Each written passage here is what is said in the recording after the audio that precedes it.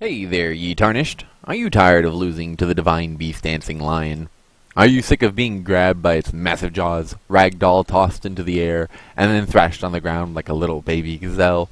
Then take a seat and listen up.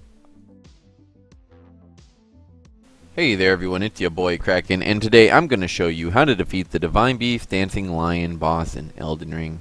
Now this boss can be a little tricky, but it is one of the first bosses of the new Shadow of the Erdtree DLC, so it shouldn't be too hard compared to the rest of them. Once you get the hang of it, it's not too bad. Really just requires a few simple tricks that I'll show you here. I'll go over each part and then show you the fight on how to do it properly yourself.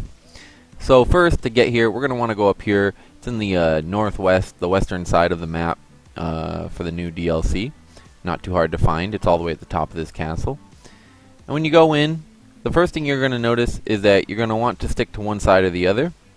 This side, the one I go to my left, to its right, is probably the right side, and stick to the back a little bit. I'll show you what happens when you go to the right. You're the first one in. You can usually get hit by this cloud effect, which is unfortunate because then he'll just continue to stomp on you. But if you go to the right, his right side, or your right side, his left, then it can be a little bit of a problem because that's the direction he strikes in, apparently. And you can see here I'm getting absolutely clobbered, so stay out of the corners if you can, because Dancing Lion can just keep doing that, take you out.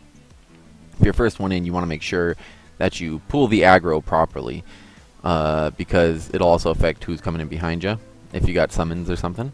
So I just go to my left side, his right, and you can see it kind of like, if you just keep rolling throughout it, you'll be alright. Stick to the back side, the front side's pretty dangerous.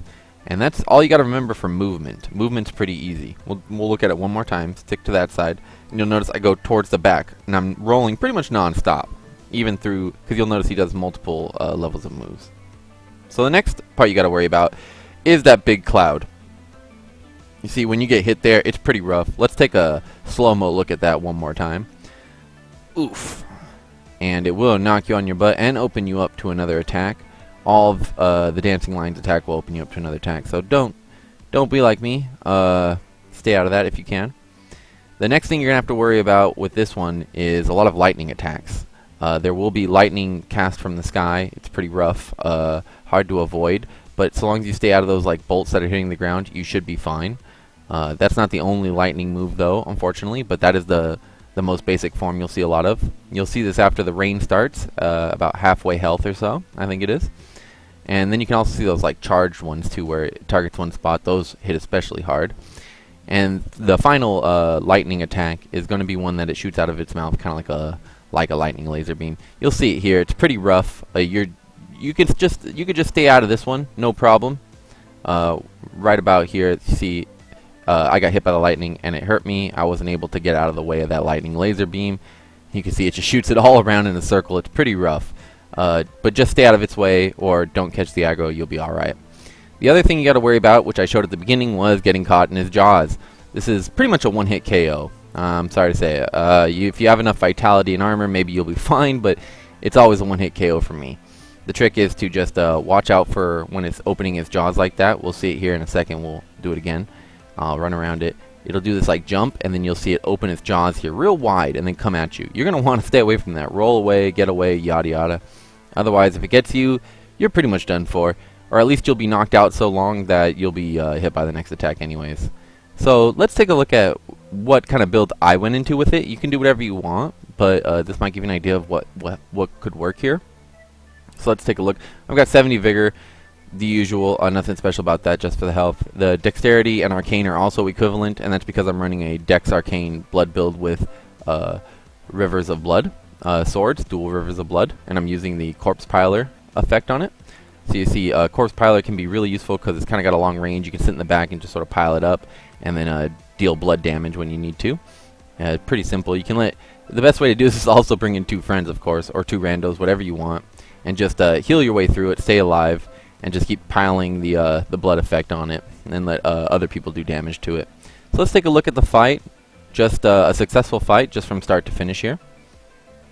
Beautiful. And this is the one where you see I'll go to the correct side here. My left, its right side. We'll roll around it a little bit, stay out of the way, try not to get hit by any of that. Then we'll just start piling on the Corpse Piler. Unfortunately, that's a bad move because I did get hit by that Storm Blast thing. But we'll get right back on it. just make sure you're staying closer to its back and to its right side. I know I can't stress that enough. That's pretty much the biggest trick here, is staying on the right side of it and to its back. I'm going to avoid the lightning strikes. You get hit by one of those, it can really hurt.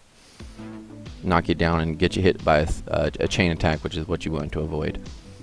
They're using magic and stuff like that. That really helps too, because it can be hit from afar. You see it started raining and the lightning attacks are getting more fierce because it's below half health. You'll start doing more jumps like this. It'll get very furious, but just so long as you just keep an eye on it, stay targeted on it, and stay towards its back, you'll be alright. I'm lucky I didn't catch much aggro. There's the big laser thing you want to watch out for. Luckily I had a little bit of a shield block up, and I was able to survive it just fine. Not that I would have died anyways, it was close enough to death. Got the Remembrance of the Dancing Lion, pretty cool.